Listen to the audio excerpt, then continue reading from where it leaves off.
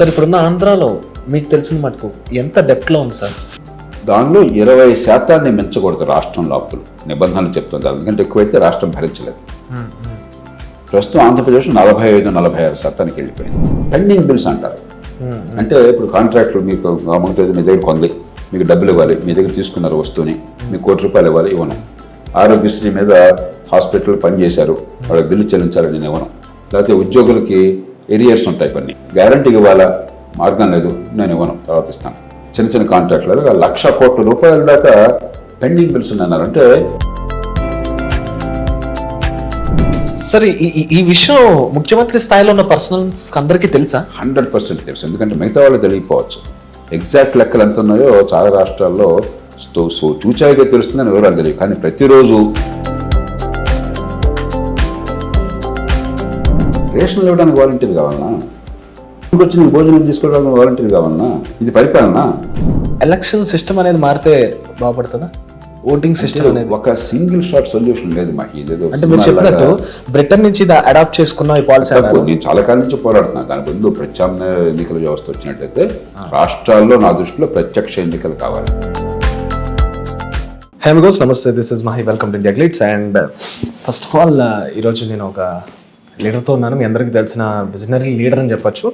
And నేను పర్టికులర్గా ఒక విషయం చెప్పాలి. వెన్ నాకు పాలిటిక్స్ అర్థమైంది అంటే పదం తెలిసిన దగ్గర నుంచి ఈయనంటే కొంచెం ఇంప్రెషన్ ఉండేది. మీ అందరికీ తెలిసిన జేపీ గారు, జయప్రకాష్ నారాయణ గారు మనతో పాటు ఉన్నారు, మాట్లాడదాం. సార్ నమస్తే. నమస్తే Mahi. Sir nice to meet you అని ఒక చిన్న వర్డ్తో చెప్పలేను. My pleasure. And first of all 2 points sir.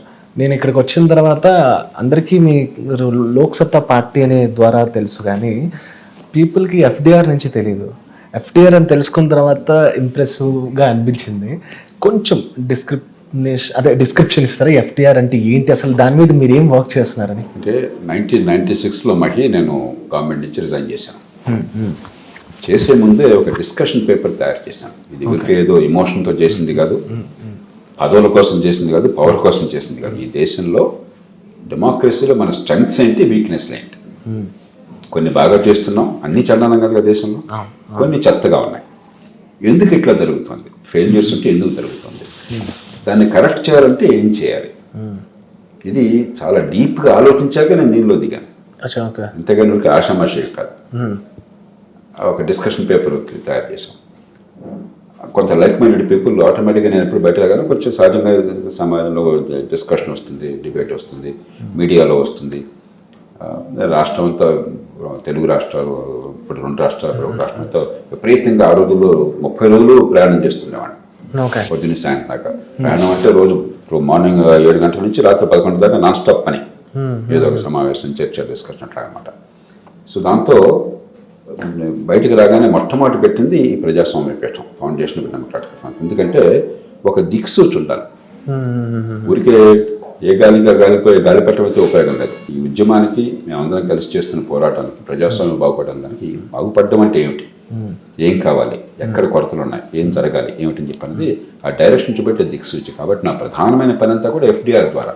కానీ మన ప్రచారం అక్కర్లే, దానికి ఒక బ్రాండ్ కావాలి. కాబట్టి లోక్సత్తా అనేది ఒక ఉద్యమంగా వచ్చింది. తర్వాత లోక్సత్తా ఒక పార్టీగా వచ్చింది. కొంతకాలం పార్టీగా ఉంటే ప్రజల్లో తగిన స్పందన ఉంటుంది, మరి వేగంగా చేయొచ్చు అనుకున్నాం. అది జరగలేదు. అందుచేత పార్టీ ఎన్నికల్లో వద్దని చెప్పి నిర్ణయం చేసుకున్నాం. రాజకీయం తప్పని కాదు, రైట్ అని కాదు. అది పనికొస్తే ఉపయోగిస్తాం, పనికి రాకపోతే వేస్ట్, టైం వేస్ట్ అంతే. అండ్ ఇది నాన్ ప్రాఫిట్ ఆర్గనైజేషన్. రియల్ టైంలో మాట్లాడుకోవాలంటే, అంటే ఇప్పుడు ఇండియాలో కొన్ని గవర్నమెంట్స్ ఏవేవైతే పాలసీస్ తీసుకుంటున్నాయో దానిలో ఉన్న లోటుపాట్లు అండ్ దానిలో ఉన్న ప్లసెస్ మైనస్ అన్ని డిస్కస్ చేసి మీ వంతు ఒపీనియన్స్ ఇస్తారు, అంతేనా? ఒపీనియన్స్ ఇవ్వడమే కాదు, యూ హ్యావ్ ఎన్ ఎజెండా. ఈ దేశంలో ఏ మార్పులు కావాలి, ఇప్పుడు కొన్ని మనం కోరుకుంటున్నాం కదా. ఎందుకని మన అందరిలో అశాంతి ఉన్నది? మన దేశంలో మంచి అంటే గర్వపడుతున్నాం, సంతోషపడుతున్నాం, చాలా విషయాల్లో బాధపడుతున్నాం. ఎందుకు బాధపడుతున్నాం? కొన్ని జరగటం లేదు. ఎందుకు జరగటం లేదు? అవి జరగాలంటే ఏం చేయాలి? So FDR is not merely commenting. ఈ దేశంలో అధికారంలో ఉన్న వాళ్ళు చేయలేని మార్పులను సైతం ఎఫ్డిఆర్ తీసుకొచ్చింది. 3 రాజ్యాంగ సవరణ, కాన్స్టిట్యూషన్ అమెండ్మెంట్స్ తీసుకొచ్చాం. Like can you please explain sir? 91st amendment okay, పార్టీల ఫిరాయింపు నిషేధాన్ని మరింత స్ట్రెంథెన్ చేయడం కోసం. నాకు I'm not happy with that amendment. నేను చేశాను, నేను తీసుకొచ్చిన పాత్ర వచ్చిన బాగుందని అనుకోవట్లా. దాని పర్యవసానం బాగోలేదు, తీసుకొస్తే బాగుండు అనుకుంటున్నాను నేను, కానీ తీసుకొచ్చాం. 97th అమెండ్మెంట్ కోఆపరేటివ్స్ ఆటోనమీ కోసం రాజ్యాంగ సవరణ తీసుకొచ్చాం, అది మంచి సవరణ. కానీ ఫలితాలు ఇంకా టైం పడుతుంది, ఒక జనరేషన్ పడుతుంది ప్రజలు రావడానికి. 99th amendment national judicial commission కేవలం FDR చేసిన కృషి వల్ల వచ్చింది. సుప్రీంకోర్టు కొట్టేసింది అన్యాయంగా దాన్ని, ఆ మాట కూడా బహిరంగ చెప్పాను నేను.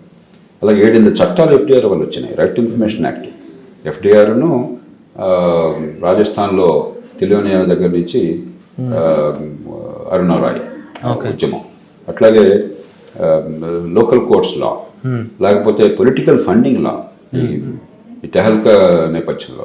అసలు ఓటర్ల జాబితాలు అధ్వాన్నంగా ఉండే పూర్వం అది ప్రక్షాళన 195 జరిగిందంటే పూర్తిగా FDR చేసిన కృషి వల్ల. దేశవ్యాప్తంగా కృషి చేసాం, చాలా వరకు ఫలితాలు వచ్చినాయి. ఇంకా సాధించాల్సింది ఉంది పట్టణ ప్రాంతాలు, కానీ చాలా మేరకు బాగుపడ్డాయి. అది FDR వల్ల వచ్చింది. లేకపోతే మీకు డిస్క్లోజర్ ఆఫ్ క్యాండిడేట్ డీటెయిల్స్, ఆ ఉద్యమం చేసింది FDR ఇక్కడి నుంచే, లోక్సత్తా ఉద్యమం. దాని పర్యవసానంగా చివరికి లా వచ్చింది, కోర్టు జడ్జిమెంట్ వచ్చి. 2G స్పెక్ట్రమ్ క్యాన్సిలేషన్ జరిగి కాంపిటేటివ్ బిడ్డింగ్ సుప్రీంకోర్టుకి వెళ్ళింది FDR, దాన్ని సాధించింది FDR. సో ఇట్లాగా people doesn't know about this all the things. ఎందుకు నేను ఎప్పుడు నమ్మేది ఏంటంటే, దేవుడు ఉన్నాడు లేదు నాకు తెలియదు, కానీ దేవుడు అనేవాడు ఉంటే కీర్తి ఎవరికి దక్కుతుందని ఆలోచించకుండా లక్ష్యాల కోసం పనిచేస్తే వాళ్ళ ద్వారా మహత్కార్యాలను సాధింపజేస్తాడు. But it should be run కదా సార్, ఆఫ్టర్ జేపీ గారు అనేది తర్వాత కూడా రన్నింగ్ అనేది మీ ఐడియాలజీ నచ్చిన వాళ్ళు, దాన్ని అర్థం చేసుకున్న వాళ్ళు రన్ చేస్తే కరెక్ట్. కాబట్టి వేలాది మంది మనకి ఒక నెట్వర్క్ ఉన్నది దేశం లోపల, దేశం బయట కూడాను. వాళ్ళందరికీ కూడా కాన్స్టెంట్ కమ్యూనికేషన్ ఏమిటంటే it's a way of educating also. ప్రతి విషయం మీద ఇప్పుడు ఈవేళ ఒక కాంట్రవర్షియల్ ఇష్యూ ఉన్నామంటే పార్టీ పాలిటిక్స్ పక్కన పెట్టి నా దానిలో ఆసక్తి లేదు, కానీ పరిపాలన, ప్రజాస్వామ్యం, విధానం వాటిలో కాంట్రవర్సీ ఉన్నామంటే ఈ దేశంలో చాలామంది FDR ఏం చెప్తుందని చూస్తారు. ఇది తెలుగువాడు కాదు, తెలుగువాడు మాత్రం నాలెడ్జ్ అబౌట్ ద ప్రపంచంలో ఎక్కడైనా కూడా ఈ లెవెల్లో ఒక నాలెడ్జ్ ఇక్కడ ఈ లెవెల్లో ఉంటుంది, FDR ఈ లెవెల్లో ఉంది. కాబట్టి అందరికీ ఇది అందకపోవచ్చు, కానీ కొన్ని లక్షల మందికి అందుతుంది. వాళ్ళందరికీ కూడా సమాచారం అందించడము, తర్వాత ట్రైన్ చేయడం, దాన్ని కూడా కొంత ప్రయత్నం చేస్తున్నాం. ఈ మధ్యకాలంలో సోషల్ మీడియాలో ఒక సిస్టమేటిక్గా చేసే ప్రయత్నం చేస్తున్నాం. ఫార్మల్ ట్రైనింగ్ ప్రోగ్రామ్ కూడా స్టార్ట్ చేయబోతున్నాం. అలాగే FDR టీంలో పనిచేసే వాళ్ళు కూడా మామూలుగా ఉద్యోగాలకు వచ్చే వాళ్ళు ఉంటారు, చాలా మంది వాలంటరీగా పనిచేస్తారు. ప్రొఫెషనల్గా వచ్చేవాళ్ళు కూడా ఈ ప్యాషన్తో వచ్చిన వాళ్ళు, కొంతకాలం ఇక్కడ పనిచేసి ఇంటర్న్స్ గాను లేదా వాలంటీర్స్ గాను ఇది బాగా అర్థమయ్యి ఇది కావాలని కోరుకుని వాళ్ళు మనసు పెట్టి చేస్తున్నారు, కానీ ఉద్యోగాల కోసం ఎవరు చేయట్లేదు ఎక్కడ. బట్ మీరు అన్నట్టుగా ఈ టీంని ఫౌండింగ్ టీం మొదట్లో ఏమనుకున్నాం, మేము ఒక 5-6 ఏళ్లలో దేశంలో మార్పు వచ్చేస్తాం అనుకున్నాను నేను నమ్మాను. ఎందుకంటే పెద్ద మార్పు రాకుండా కారణాలు ఏం లేవు, మనకు బుద్ధిహీనత తప్ప. ఈ దేశంలో మనం చెప్పేవన్నీ కూడా కామన్ సెన్స్. పొలిటికల్ పార్టీస్ డెమోక్రాటిక్గా ఉండాలి, ఎవరి సొంత ఆస్తులుగా ఉండకూడదు. ఎలక్ట్రల్ సిస్టంలో ఓట్లు కొనుగోలుతో ఓట్లు వచ్చే పరిస్థితి పోవాలి, కాయలాలతో ఓట్లు వచ్చే పరిస్థితి పోవాలి. స్టిల్ డూ యు బిలీవ్ అది నిజంగా అవుతుందని అనుకుంటున్నారు? 100%. కాకపోతే ఏంటంటే అనుకున్నంత వేగంగా 5-6 ఏళ్ళు అయిపోతుంది అనుకున్నది. చరిత్ర నేర్పిన అనుభవం ఏంటంటే ఖచ్చితంగా మార్పు వస్తుంది, కానీ అనుకున్నంత వేగంగా రాదు. మానవ సమాజం మనం అనుకున్నంత గొప్పది కాదు. మనం అనుకుంటాం మనిషి చాలా అత్యుత్తమైన స్థాయిలో, ఉత్కృష్ట స్థాయిలో ఉన్నాడు కాబట్టి మానవ సమాజం ఇలా మారిపోతుంది, అలా మారదు. కానీ దీర్ఘకాలంలో మారుతుంది. ఇప్పుడు కూడా ద్రష్టలు కొంతమంది ఉంటారు, దూరదృష్టి ఉన్నవాళ్ళు, ఎలాంటి సమాజం కావాలో ఊహించేవాళ్ళు, రూపకల్పన చేసేవాళ్ళు కొందరు ఉంటారు. కానీ అది అత్యధిక ప్రజానీకానికి మేధస్సు ద్వారా, లాజిక్ ద్వారా వెళ్ళదు. మనం లాజిక్ ద్వారా, మేధస్సు ద్వారా వెళ్ళాలని కోరుకుంటాం, కానీ అదిగా జరిగేది అనుభవం ద్వారా వెళుతుంది. కొందరు లాజిక్ ద్వారా, మేధస్సు ద్వారా వాళ్ళు ఊహిస్తే అనుభవం వచ్చేదాకా ప్రజలు అందుకోలేరు. అనుభవానికి చాలా కాలం పడుతుంది. లాజిక్ 5 నిమిషాలు రావచ్చు, 5 గంటలు రావచ్చు.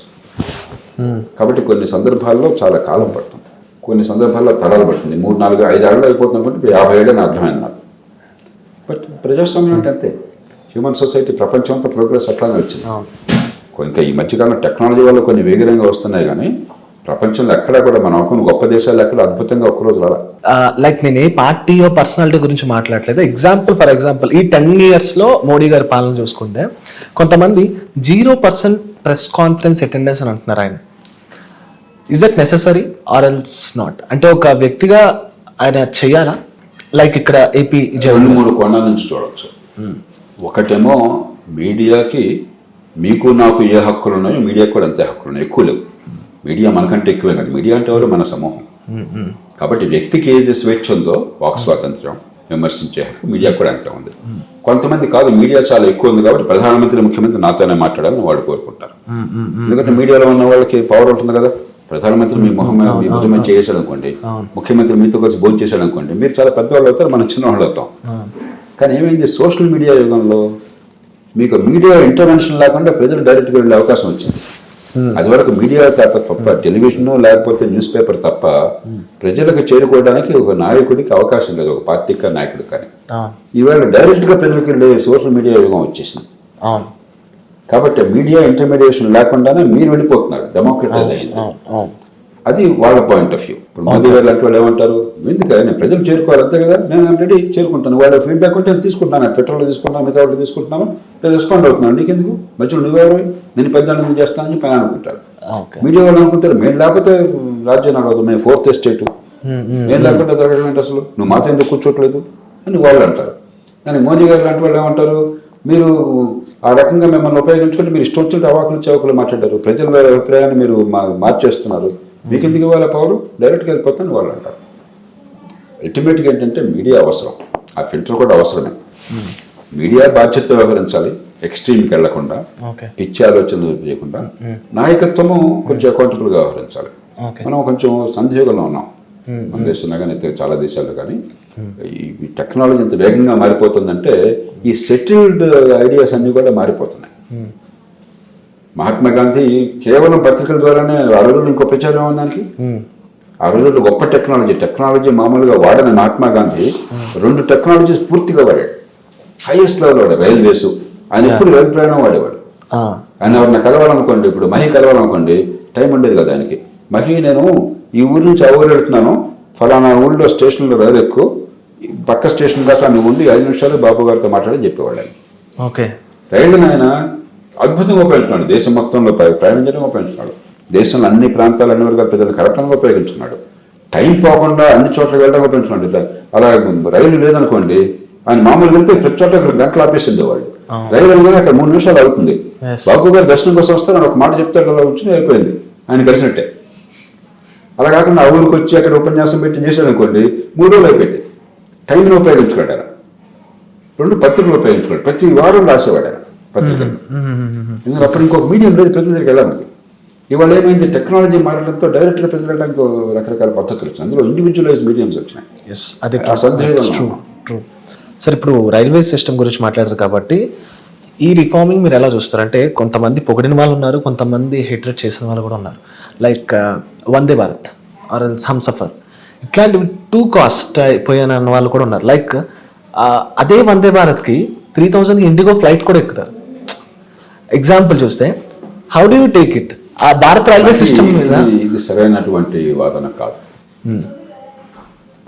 ఆధునిక యుగంలో మీకు చాయిస్ ఉండాలి పౌరుడిగా. 3000 రూపాయలకి ఇండిగో ఫ్లైట్లో వెళ్ళొచ్చు, వందే భారత్కి వెళ్ళొచ్చు.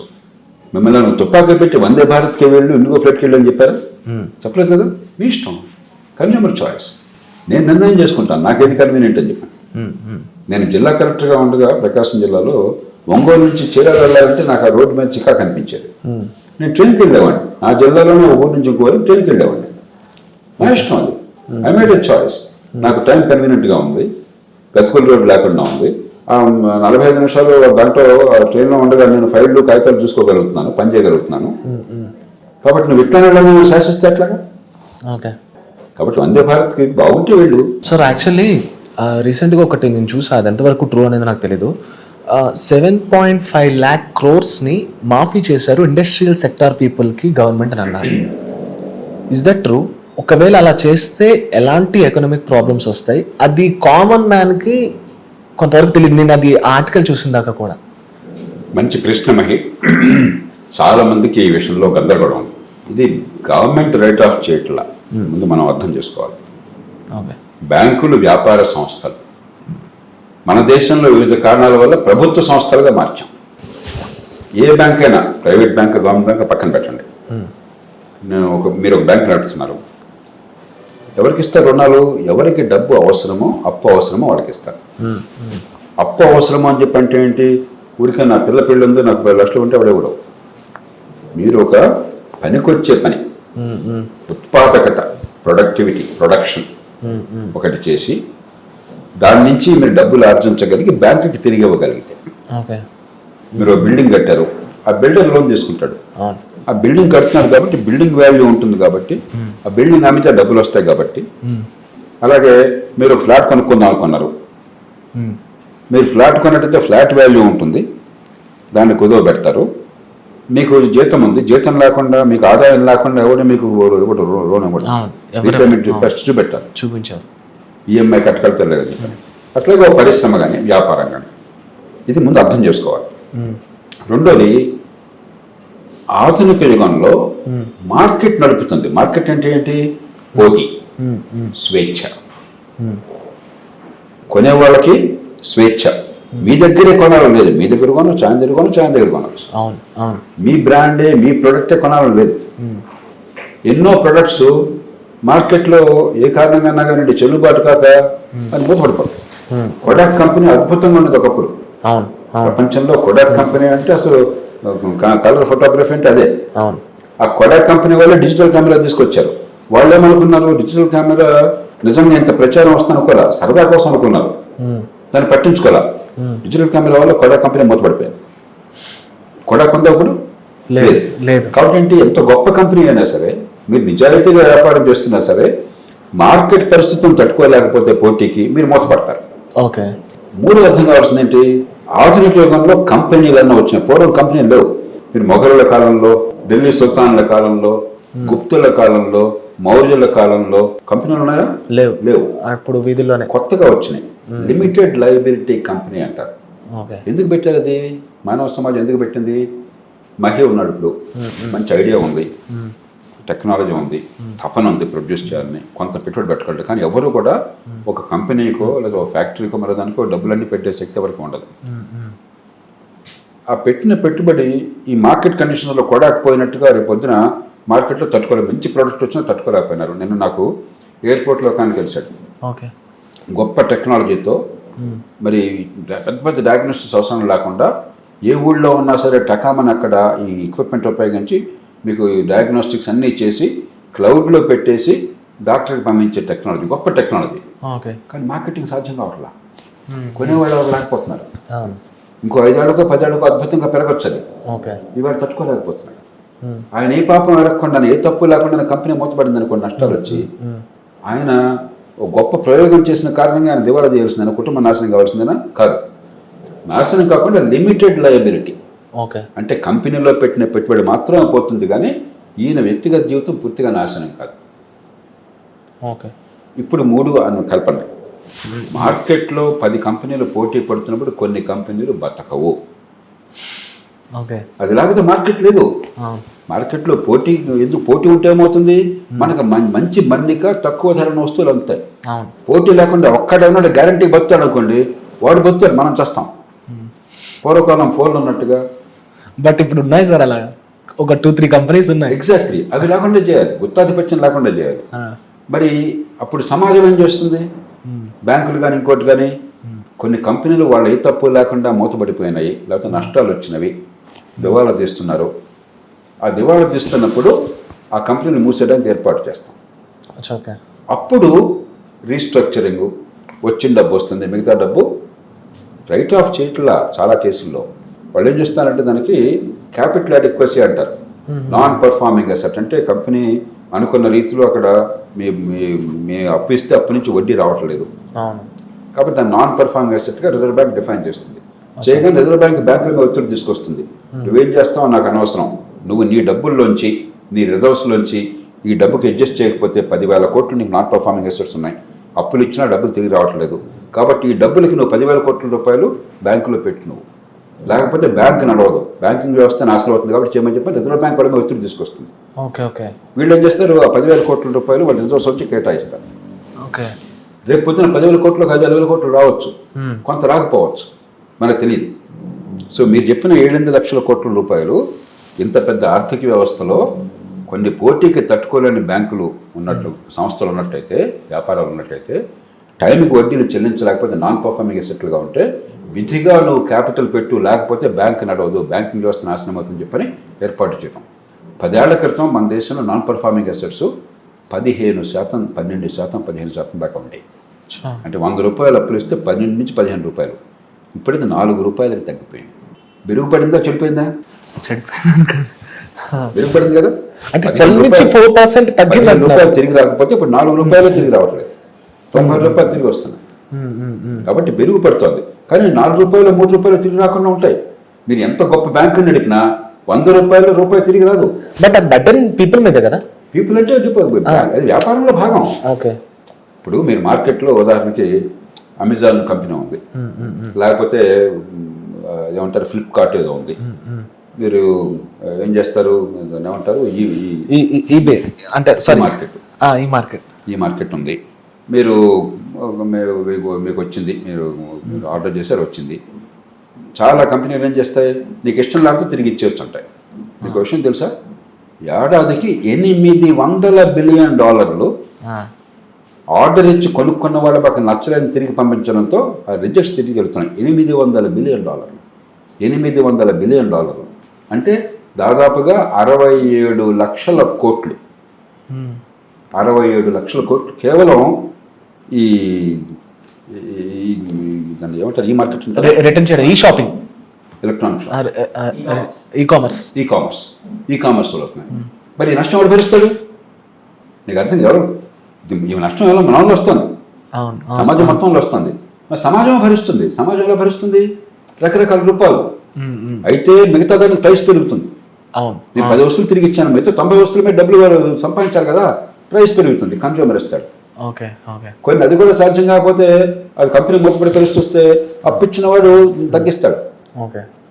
హెయిర్ కట్ అంటారు, వాడు షారాన్ని ఒప్పుకుంటాడు, మన షారం అంటాం కదా మనం. కాబట్టి ఇది మార్కెట్ ఎకానమీలో గుత్తాధిపత్యం లేనప్పుడు మీరు చేసినటువంటి పెట్టుబడి గ్యారంటీగా లాభాలు ఇస్తుందని లేదు. కొన్ని లాభాలు ఇస్తే కొన్ని మునిగిపోతాయి. లాభాలు ఇచ్చిన చోట మీకు బ్యాంకులకి డబ్బులు వస్తాయి, లాభం రాని చోట్ల బ్యాంకులు డబ్బులు రావు. అది బిజినెస్లో భాగం. దాన్ని దృష్టిలో పెట్టుకునే ఇంట్రెస్ట్ రేట్స్ అవి కూడా అడ్జస్ట్ చేసుకుంటారు వాళ్ళు. దానిలో కొంత డబ్బు రేపు పొద్దున వచ్చేదైనా కూడా వస్తువులో తెలియదు కదా. అది ఊరికి అలా కూర్చోబెడితే బ్యాంకు డబ్బులు లేకపోయినా ఉన్నట్టు నటించి వ్యాపారం చేస్తుంటే బ్యాంకే మూతపడితే వ్యవస్థ కూలిపోతుంది, దేశమే నాశనం అవుతుంది. కాబట్టి ఆర్బీఐ ఏం చేస్తుంది, వీటన్నిటి నియంత్రించే సంస్థగా నాకు అనవసరం అయ్యా, ఇంతకాలం డబ్బులు రావట్లేదు, ఆ డబ్బు పెట్టు నీ లాభాల్లోంచి మరో దాని నుంచి అంటారు, డబ్బు పెట్టాల్సి వస్తుంది. అలా వచ్చిన డబ్బు ఇది మార్కెట్ ఎకానమీలో భాగం. అది మిగతా డిపాజిటర్స్కి వచ్చే ఇంట్రెస్ట్ రేట్లు కానీ, లేకపోతే ఇన్వెస్ట్ చేసినట్టయితే ఇన్వెస్టర్ కానీ. ఎందుకు వచ్చిన సమస్య దీనిలో? నిజంగా వ్యాపారంలో నిజాయితీగా వచ్చే నష్టమైతే, మార్కెట్లో పోటీ వల్ల వచ్చే నష్టమైతే సమాజం దాన్ని భరించాలి ఏదో రకంగా. మన దేశంలో ఇంకొక సమస్య ఉన్నది, ఈ బ్యాంకులు చాలా మేరకు గవర్నమెంట్ సంస్థలు. కాబట్టి గవర్నమెంట్లో కూర్చున్నాడు, ఫోన్ చేసి ఏమయ్యా మా వాడికి ఫోన్, మా వాడికి ₹1 కోట్లు ఇవ్వు, 100 కోట్లు ఇవ్వు, 1000 కోట్లు ఇవ్వు, నేను చెప్పాను కాబట్టి అంటాడు. గవర్నమెంట్ సంస్థ కదా, గవర్నమెంట్లో అధికారం ఉంది కదా, ఇవ్వకపోతే బ్యాంకుని నా నేతల్లో పెడతాడు. నువ్వు నా కంట్రోల్లో ఉన్నావు. దీని పరిష్కారం ఏంటి? గవర్నమెంట్కి బ్యాంకుల మీద కంట్రోల్ లేకుండా చేయడం. How is it possible sir? అవుతుందా? గవర్నమెంట్ ఓనర్షిప్ ఎందుకు ఉండాలి? ప్రపంచంలో ఎక్కడ బ్యాంకులు గవర్నమెంట్ ఓన్ చేయట్లేదు. బ్రిటన్ ఉంది, ఫ్రాన్స్ ఉంది, జర్మనీ ఉంది, అమెరికా ఉంది. ఒక్క దేశంలో కూడా బ్యాంకులు గవర్నమెంట్ చేతుల్లో లేవు. కానీ ఇండియాలో ఉంది. ఒకప్పుడు ప్రైవేట్ చేతుల్లోనే గవర్నమెంట్ నేషనలైజ్ చేసింది. అందుకే నాకు తెలిసి ఈ మధ్య కాలంలో కొంచెం ప్రైవేటీకరణ ఉన్న బ్యాంకులన్నీ కొంచెం తగ్గుతున్నాయి అనే ఫీలింగ్ నాకు అయితే. చూడండి, మనకి ప్రైవేట్ బ్యాంకులు కొన్ని వస్తున్నాయి. దాంట్లో ఒక బ్యాంక్ తీసుకోండి, ఐసిఐసిఐ బ్యాంక్. దేశంలో ఉన్న అన్ని గవర్నమెంట్ బ్యాంకులు కలిపితే ఎస్బీఐ చాలా పెద్ద బ్యాంక్. ఎస్బీఐ దీని కదా, స్టేట్ బ్యాంక్ ఆఫ్ చాలా ఉన్నాయి. ఇవి మిగతా బ్యాంకులు అన్నీ కలిపితే ప్రభుత్వ బ్యాంకులు. దాని మార్కెట్ క్యాప్ ఎంత ఉందో ఐసిఐసిఐ బ్యాంక్ మార్కెట్ క్యాప్ అంతకంటే ఎక్కువ ఉంది. డిపాజిట్ తక్కువ, వ్యాపారం తక్కువ. ఎందుకని ఎక్కువ ఉంది? అక్కడ ఇలాంటివి లేవు. వాళ్ళు ఇలా లోన్ ఇచ్చినప్పుడు పైవాడు ఒత్తిడి చేసే ఒకట్లా పనికొచ్చే వ్యాపారం కదా, తిరిగి వస్తున్నా చూసి ఇస్తున్నాడు. ఒకవేళ నష్టపోతే వాడు నష్టపోతున్నాడు, మనం నష్టపోట్లా, ప్రజలు నష్టపోట్లా. సో అది కూడా కాబట్టి పరిష్కారం రాజకీయం కంట్రోల్ లేకుండా, ప్రభుత్వ ఓనర్షిప్ లేకుండా ప్రైవేటైజ్ చేస్తే, వాడు బాగా మంచి లోన్లు ఇస్తే లాభం వస్తే బ్యాంక్ బతుకుతుంది. సరే, ఇది ఓన్లీ బ్యాంకింగ్ సెక్టార్కే కన్ఫైన్ చేస్తే బెటర్, ఆర్ ఎల్స్ ఇప్పుడు అన్నట్టు రైల్వే సెక్టార్ కూడా చేస్తే బెటర్ అని కొన్నిసార్లు అన్నారు. అసలు ఒక సూత్రం మౌలిక ప్రిన్సిపల్ ఏంటంటే గవర్నమెంట్ తాను చేయాల్సిన పని చేయాలి. గవర్నమెంట్ తప్ప గత్యంతరం లేని పనులు చాలా ఉన్నాయి. ఓకే, ఉదాహరణకి మంచి రోడ్లు వేయాలి, ఎవరు వేస్తారు? ప్రైవేట్ వాడు వేసినా కూడా ఎవరో ఒక డబ్బు పెట్టకపోతే, భరోసా ఇవ్వకపోతే, టోల్ గేట్లకి ఆదేశం ఇచ్చి టోల్ సంపాదించుకోమని ఆదేశం ఇవ్వకపోతే, రోడ్డు పక్కన ఇదిగొంత స్థలం ఇస్తున్నాను షాపులు పెట్టుకోమని చెప్పి అనకపోతే వాడు ఏం చేస్తారు? మెట్రో వచ్చిన హైదరాబాద్లో 20,000 కోట్లు 22,000 కోట్లు పెట్టుబడి పెట్టారు ఎలాంటి వాళ్ళు పూర్తిగా క్షౌరమే. ప్రతి సంవత్సరం 1,300 కోట్ల రూపాయలు అప్పుల మీద వడ్డీలు చెల్లించాలి వాళ్ళు. డబ్బులు రావట్లా. వచ్చే డబ్బంతా కూడా రోజువారీ ఖర్చులు సరిపోతుంది. 1,300 కోట్లు ఖాయమే. స్టిల్ ఇంకా డెఫినిషన్స్ లో నడుస్తుంది. అది 22,000 కోట్ల రూపాయలు పెట్టుబడి పెట్టాక పెట్టుబడికి డబ్బులు పోయినాయి. దానిలో కొంత బ్యాంకుల డబ్బు, కొంత వాళ్ళ ఉన్న పెట్టుబడి. బ్యాంకు పూర్తిగా ఇవ్వదు కదా. ఇప్పుడు 20% 30% మీరు పెడితే మిగతా బ్యాంక్ ఇస్తుంది. కాబట్టి ఎల్ఎన్టీ డబ్బులు పోయినాయి. అది పోగా ప్రతి ఏడాది 1,300 కోట్ల రూపాయలు వడ్డీలు కట్టాలి. అర్థమైంది? కాబట్టి అది ఎల్ఎన్టీ ప్రైవేట్ సంస్థ. ఇదే ప్రభుత్వం చేసింది అనుకోండి, అంతా మన పన్నుల్లోంచి చెప్తుంది కదా. నీకెందుకు అసలు? ప్రభుత్వం చేయాల్సిన పని ప్రభుత్వం చేయాలి తప్ప ప్రభుత్వం చేయకూడని పనులు ఎందుకు? ప్రభుత్వం తప్ప గచ్చంతలేదు. కోర్టులు ఉన్నాయి, పోలీసులు ఉన్నారు, ప్రభుత్వమే చేయాలి. అది గొండాల పర్వం. ఇప్పటికీ గొండాల పరమైంది ప్రభుత్వం పనిచేయకపోవడం చేత. ట్రాఫిక్ నియంత్రించాలా, మంచి రోడ్లు కావాలా, విద్యుత్ సంస్థలు బాగుండాలి. దానికి డబ్బులు ఇస్తాం మనం. కరెంటు డబ్బులు ఇస్తేనే వస్తుంది, ఫ్రీగా రావట్లా. కానీ కరెంట్ నిర్మాణం చేసి గ్రిడ్ ఏర్పాటు చేయాలి కదా. ప్రైవేట్ చేయలేడు కదా. కరెంటు మిగతా వస్తువుల్లాగా 100 మంది 100 కరెంటు ఉత్పత్తి చేసి 100 పోల్స్ పెట్టుకోలేదు. ఒక గ్రిడ్ ఉండాలి. అది ప్రభుత్వమే చేయగలదు. నీటిపారుదల కావాలా, పర్యావరణ రక్షణ కావాలా, అందరికీ మంచి ప్రమాణాల చదువు, స్కూల్ చదువు కావాలా, మంచి ఆరోగ్యం అందాలా, ప్రభుత్వం చేయాలి. అది ప్రభుత్వం చేయాలి. 10 మంది పోటీ పడి చేసే అవకాశం ఉన్నాయని వాళ్ళకి వదిలేయాలి. మనం ఏం చేసాం? ప్రభుత్వం చేయాల్సిన పనులన్నీ పక్కన పెట్టి రోడ్లు అధ్వానంగా ఉంటాయి, ట్రాఫిక్ చండాలంగా ఉంటుంది, చదువు పనికిరాని చదువు, పాపం తెలివితేటలు ఉన్న ఒక పిల్లలకి చదువు అందకుండా పోతుంది, ఆరోగ్యం అందక కోట్ల మంది బేదలైపోతున్నారు, కోర్టుకి వెళ్తే న్యాయం అందదు. ఎందుకు వచ్చానో బాబు కర్మ కొద్ది అనుకోవటమే. సామాన్యుడు అన్యాయాన్ని కుమిలిపోతున్నాడు. మనం రోజు చూస్తున్నాం కదా. కరెంట్ ఎట్లా ఉంది? మనం ఇట్లా మాట్లాడుకుంటుంటే హైదరాబాద్లో కూడా కరెంట్ పోయింది. ఇప్పుడు కరెంట్ పోయి మనం రికార్డింగ్ ఆపేసాం కదా. పూర్వం రోజు ఉండేది 10 సార్లు, ఇప్పుడు అప్పుడప్పుడు పోతుంది అంతే. కాబట్టి చేయాల్సిన పనులు చేయలేకపోతున్నారు. ఇంకొకటి చేయడానికి అవకాశం పనులు మీరు జోళ్ళు పెడుతున్నారు. కాబట్టి ముందు రూల్ ఏంటంటే ప్రభుత్వం ఎందుకు పెట్టాం మనం? వ్యక్తులు సొంతంగా చేసుకోలేని పనులు, ఉమ్మడిగా మనకు అవసరమైన పనులు, అవి జరగకపోతే సమాజం చాలా నష్టపోయే పనులు చేయడం కోసం ప్రభుత్వాన్ని పెట్టాం. ప్రభుత్వం బస్సులు నడుపుతాను, కార్ల ఫ్యాక్టరీ పెడతాను, సబ్బుల ఫ్యాక్టరీ పెడతాను, ఒకప్పుడైతే మోడర్న్ బ్రెడ్ అని చెప్పని బ్రెడ్ ఫ్యాక్టరీ పెడతాను, మైసూర్ శాండల్ సోప్ ఫ్యాక్టరీ పెడతాను. ఎందుకు గాడించేది? గుర్రం పని గుర్రం చేయండి, గాడిద పని గాడి చేయండి. సరే, సింపుల్గా ఒక వెరిడిక్ట్ చెప్తే, ఇప్పుడు మీరు చెప్పింది నాకు అర్థమైంది, ఇదా కాదా అని చెప్పండి. ఇప్పుడు ఏ గవర్నమెంట్ వచ్చినా, రాష్ట్ర గవర్నమెంట్ కానివ్వండి, దేశ గవర్నమెంట్ కానివ్వండి, ప్రైవేట్ పనులు చేయాల్సిన ప్రైవేట్ పనులు చేయాలి. గవర్నమెంట్ ఒకవేళ అది స్థాపిస్తే దానిలో వచ్చే నష్టాలు ట్యాక్సెస్ రూపంలో మన మీద పడతాయి. పడుతున్నాయి. అది ఓకే. ఇప్పుడు బ్యాంకుల్లో మీరు చెప్పారే 7.14లో ఈ మోదీ ప్రభుత్వం వచ్చే నాటికి 14-15 నాటికి గతంలో చేసిన అప్పుల వల్ల బ్యాంకులన్నీ ఖాయిలాలు పడ్డాయి. నేను చెప్పాను కదా, 15% నాన్ పర్ఫార్మింగ్ అసెట్స్. దానివల్ల మన పన్నుల డబ్బుల్లోంచి ఈ దేశ ప్రజలు దాదాపు 5 లక్షల కోట్ల రూపాయల పన్నుల్లోంచి బ్యాంకులకి క్యాపిటల్ అడిక్వసీ అంటారు. ఇంత వ్యాపారం చేస్తే ఇంత పెట్టుబడి గ్యారంటీగా ఉండాలి, లేకపోతే బ్యాంకుల మీద నమ్మకం పోతుంది. బ్యాంకుల నమ్మకం పోతే ఆర్థిక వ్యవస్థ కుప్పకూలిపోతుంది. మనకి సుమతి సత్వంలో చెప్పారు, అప్పిచ్చువాడు వైద్యుడు ఎప్పుడు ఎడతెరక పారు ఏరు, ఇవన్నీ లేకపోతే ఊళ్ళో ఉండడామని. అప్పిచ్చేవాడు లేకపోతే ఊరు ఉండదు. కాబట్టి బ్యాంకులో కొలాప్స్ అయితే దేశం ఉండదు. అందుకని రిజర్వ్ బ్యాంక్ ఏం చేస్తుంది? ఖర్చు మీద డబ్బులు పెట్టాల్సింది. అందులో ఏం చేస్తారు? ప్రభుత్వం మీద ఓనర్షిప్ 5 లక్షల కోట్లు. ఎవరో ప్రభుత్వం అంటే ప్రధానమంత్రి దగ్గర కడుతున్నారా? ఆయన దగ్గరే ఉంటుంది మన పన్నుల డబ్బు. పరిష్కారం ప్రైవేట్ రంగం చేయటం బ్యాంకులు. అలాగే రైల్వేలు ప్రైవేట్ గవర్నమెంట్ అన్నది, రైల్వేలు కొంచెం సంక్లిష్టం, ఎందుకంటే ఒక గ్రిడ్ అవసరం కాబట్టి దానిలో కూడా కొన్ని వీరుండని ప్రైవేట్ రంగం చేయాలి. మనం చూడాల్సిన ఒకటే, 10 మంది పోటీ పడి ఏం చేయగలిగితే దానికి వదిలేస్తే మనకి చవకగా మన్నికతో వస్తువులు దొరుకుతాయి, సేవలు అందుతాయి. గవర్నమెంటే పూనుకుంటే గుత్తాధిపత్యం మొనోపలి ఉంటే మనకి చవక ఉండదు, క్వాలిటీ ఉండదు, మనకు కర్మ, వేరే మార్గం లేదు. ఎందుకంటే అర్ధపగచ్చంత పూర్వకాలం ఫోన్లు ఉండే. మేము గవర్నమెంట్లో చేరినప్పుడు మీరంతా పుట్టక మనకు 43 ఏళ్ల క్రితం నేను గవర్నమెంట్లో చేరాను. ఆ రోజుల్లో గవర్నమెంట్లో ఫోన్ కాల్ చేయాలన్నా కూడా ట్రంక్ కాల్. పక్క పక్కూరు 30 కిలోమీటర్ దూరంలో ఫోన్ చేయాలని చెప్పంటే ట్రంక్ కాల్ 3 నిమిషాలకు ఆ రోజుల్లో 3 రూపాయలు ఛార్జ్ చేసేవాళ్ళు. ఓకే. అంటే ఇవాళ 30 రూపాయలు. 30 కిలోమీటర్ల దూరానికి 3 నిమిషాలు మాట్లాడితే 30 రూపాయలు వాడు కట్టగలరా మీరు? ఆనాడు కట్టాం. అది కూడా 3 గంటలు వెయిట్ చేయాల్సి వచ్చేది. ఓకే. ట్రంక్ కాల్ చేయగానే వచ్చేది కాదు. అర్జెంట్ కావాలంటే 8 టైమ్స్ ఛార్జ్ చేసి లైట్నింగ్ కాల్ అనేవాళ్ళు. 24 రూపాయలు కట్టాలా. అంటే ఇవాళ ఒక 700 రూపాయలు వేసుకోండి. మీరు ఊహించుకోండి, మీరు ఇక్కడి నుంచి డయల్ చేసి గజ్వేల్కి ఫోన్ చేయాలా, కరీంనగర్ ఫోన్ చేయాలి, వెంటనే కావాలా 700 రూపాయలు 3 నిమిషాలకి. మీరు చెప్పండి ఎలా ఉందో. నేను కాల్ చేయడం సార్, కావాలంటే టికెట్ వేసుకొని వెళ్తా. ఇది నడిచింది. దానికి కూడా ఫోన్ దొరికే కాదు. ఫోన్ కావాలంటే నా మటుకు నాకు ఫోన్ కావాలంటే ప్రభుత్వంలో ఒక అధికారిని అయ్యండి, చాలా హోదా ఉంది కూడా, నా సొంతంగా ఫోన్ కావాలంటే 8,000 రూపాయలు ఆ రోజులు. అంటే ఇవాళ బహుశా 2-3 లక్షల రూపాయలకి ఈక్వల్ డబ్బు నేను డిపాజిట్ కట్టి 2-3 ఏళ్ళు వెయిట్ చేసిన తర్వాత నాకు ఫోన్ శాంక్షన్ అయింది. ఆ వచ్చిన ఫోను ప్రతి నెల ప్రతి 15 రోజులకి మళ్ళీ రిపేర్ అవసరం అయ్యేది, పనిచేసేది కాదు. మళ్ళీ ఫోన్ వాడితే ఇంతంత ఖర్చు అయ్యేది. నేను చెప్పిన ఖర్చు ఇది గుత్తాధిపత్యం వల్ల వచ్చిన సమస్య.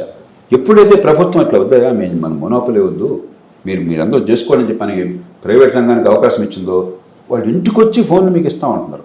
అవునా? ప్రపంచంలో చీపెస్ట్ టెలిఫోన్స్ మనకు, అది తక్కువ ఖర్చు. మీరు ఇక్కడి నుంచి పైసా ఖర్చు లేకుండా అమెరికాకి ఫోన్ చేయొచ్చు వాట్సాప్లో. ఇండియాలో ఎక్కడికైనా ఫోన్ చేయొచ్చు ఏ క్షణమైనా సరే. ఇది ప్రభుత్వ రంగానికి ప్రైవేట్ రంగానికి మధ్య ఉన్న తేడా. పోటీ ఉంటే ఏం జరుగుతుంది, పోటీ లేకుండా మొనోపలి ఉంటే ఏం జరుగుతుంది, అది వేరే చూడక్కర్లా. మన కళ్ళ ముందు అనుభవం, సిద్ధాంతము పుస్తకాలు అక్కర్లా, మన అనుభవం. యువతరానికి వాళ్ళ తల్లిదండ్రులు వాళ్ళ తాతలు ఉన్న కాలంలో, తాతలు అమ్మమ్మలు నాయనమ్మలు ఉన్న కాలంలో ఫోన్లు ఎట్లా ఉండేవి తెలియదు. అది తెలుసుకుంటే మీకు చాలా విషయాలు అర్థమవుతాయి. ప్రభుత్వం ఏం చేయాలో ఏం చేయకూడదని చెప్పని. Nice explanation sir, thank you so much. And sir అన్నది మనందరికీ బాగా అలవాటు అయింది ఏంటంటే, వచ్చే వెంటనే ఏ గవర్నమెంట్ వచ్చిన వెంటనే అందరికీ ఉద్యోగాలు ఇస్తాం, జాబ్ క్యాలెండర్స్ ఇస్తామని అంటూ ఉంటారు కదా. అంటే ఫస్ట్ మీరు ఆల్రెడీ ఎక్స్ప్లెనేషన్ ఇస్తారు. నాకు అర్థమయ్యేది ఏంటంటే, ఎంతమంది ఉంటారు, 1 కోటి మంది జనాభా ఉంటే యూత్ వాళ్ళకి ఏ గవర్నమెంట్ సార్, ఏ రాష్ట్రం 1 కోటి మందికి ఇస్తుంది జనాభాకి? పర్ఫెక్ట్గా మీరు చెప్పింది కరెక్ట్. మాకు ఇప్పుడు ఒకసారి మళ్ళీ ఎక్కువ ఆలోచించక్కర్లా, సిద్ధాంతాలు అక్కర్లా. మన ప్రేక్షకుల్ని కానీ మీరు కానీ నేను కానీ చేతి గడియారం ఉంది, మీకుంది, నాకు ఈ మైక్రోఫోన్ ఉంది, ఈ పెన్ ఉంది, ఈ కళ్ళజోడు ఉంది, ఎవరో నాకు ఇంకా పాతకాలం వాడిని కాగితాలు ఉన్నాయి, ఈ చొక్కా ఉంది, ప్యాంట్ ఉంది, ఈ చెప్పులు ఉన్నాయి, లేకపోతే బెల్ట్ ఉంటే బెల్ట్ ఉంది. వీటిలో ఏ ఒక్కటన్నా గవర్నమెంట్ తయారు చేసి ఇస్తుందా మీకు? అంటే రోజువారీగా మీరు ఉపయోగించే ఏ వస్తువైనా, మీరు చేసే ఫోన్ సేవ అయినా, ఇంకో పైన గవర్నమెంట్ నుంచి ఏమైనా వస్తుందా మీకు? మరి గవర్నమెంట్ అందరికీ ఉద్యోగాలు ఇస్తే మరి ఇవన్నీ ఎట్లా వస్తున్నాయి మనకి? ఇవన్నీ మనకు చేసి అందించేవాడు వేరు, అది నిజమైన ఉద్యోగాలు. ఈ చొక్కా ఉత్పత్తి చేసి మనకి మార్కెట్లో పోటీకి తట్టుకుని మంచి రేటుకి నచ్చింది అమ్మితే మనం కొంటున్నాం. మహికి తుపాకీ పెట్టి ఇదిగో ఈ తాళంచో మంచి కీసు ఉన్న చొక్కా నువ్వు తీసుకొని తుపాకీ పెట్టావని చెప్పారా? మహి తీసుకున్నాడు కావాలని చెప్పి, అంతే కదా. కాబట్టి మనకు కావలసిన వస్తువులు కానీ సేవలు కానీ అందేదంతా కూడా మార్కెట్ నుంచి. ఉద్యోగాలు అక్కడ ఉంటాయి. ఈ ఉత్పత్తి చేసేది ఉద్యోగం అంటే ఏంటి? మనందరికి కావాల్సిన వస్తువుల్ని సేవలను ఉత్పత్తి చేసేది. కొన్ని ప్రభుత్వం ఉత్పత్తి చేయాలా, శాంతి భద్రతలను కాపాడాలా, న్యాయాన్ని సమయంలో అందించాలా, మంచి రోడ్లు ఏర్పాటు చేయించాలా, మంచి కాలువల నిర్మాణం చేయించాలా, మరో ఏర్పాటు చేయాలా. దానికి కొద్దిమంది అవసరం. మనకి మొత్తం 100 మంది కనుక పనిచేసే వాళ్ళు ఉంటే 100కి 3 గవర్నమెంట్లో ఉంటారు. ఢిల్లీ కానీ, రాష్ట్రం కానీ, సైన్యం కానీ, రైల్వేకో కలిపి. రైల్వే గవర్నమెంట్లో పెట్టాం.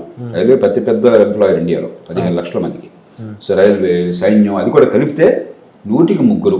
మిగతా 97 మంది చేయాల్సింది మనందరికి కావాల్సిన వస్తువుల్ని సేవలను ఉత్పత్తి చేయటం. ఉపాధి అక్కడ ఉంది. గవర్నమెంట్ వాళ్ళందరికీ ఉద్యోగాలు ఇస్తామంటే ఎక్కడి నుంచి వస్తుంది జీతం? ఎవరు ఇస్తారు? మోదీ గారు ఇస్తున్నాడా, లేకపోతే మన రేవంత్ రెడ్డి గారు ఇస్తున్నారా? మన పన్నుల డబ్బుల్లోంచి వెళ్తుంది. పన్నులు కట్టి జరిగిన తెరగా మేపటం కోసం, మనకి సేవలు అందడం కోసం. మరి ఎందుకు సార్ మాట్లాడితే ప్రతి ఒక్కరు మాకు గవర్నమెంట్ ఉద్యోగాలు జనానికి అర్థం కాలేదు.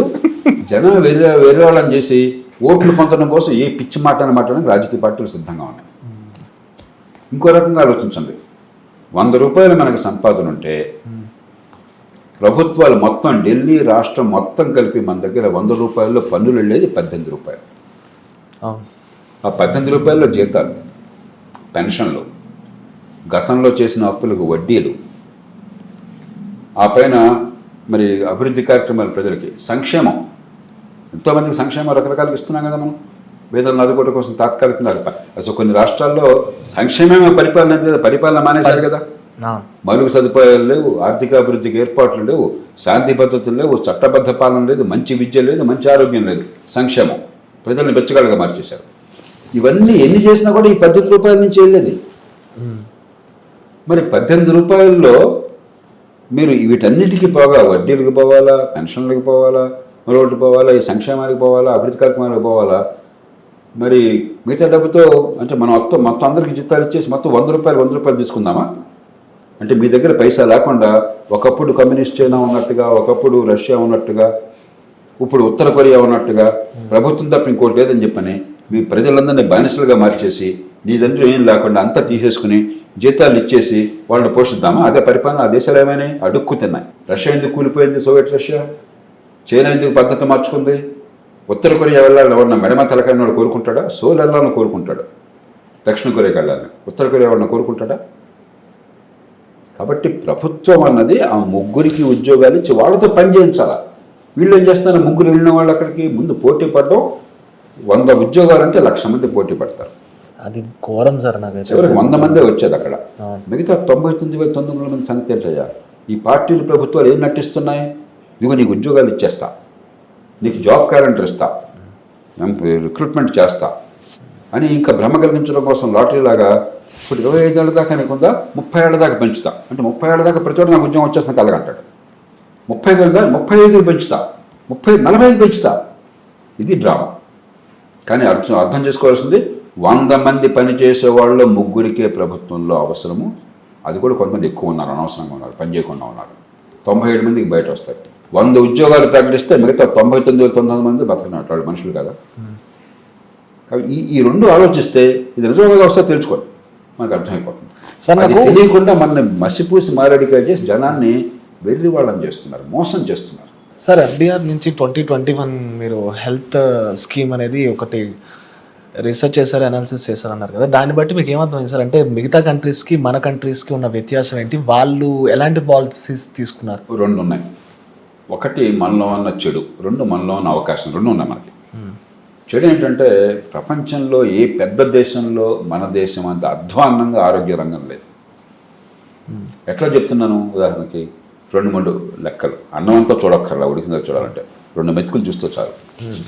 ఒకటి, ఆరోగ్యం మీద పెట్టే ఖర్చులో దాదాపు 100కి 60 రూపాయలు మన ప్రజలు వాళ్ళ జేబుల్లోంచి పెడుతున్నారు. ప్రపంచంలో చాలా పేద దేశాల్లో ఒకటి 100కి 60 రూపాయలు ఆరోగ్యం మీద ఖర్చు ఖర్చు ప్రభుత్వం నుంచి ఆరోగ్యం అందట్లేదు చాలా మేరకు.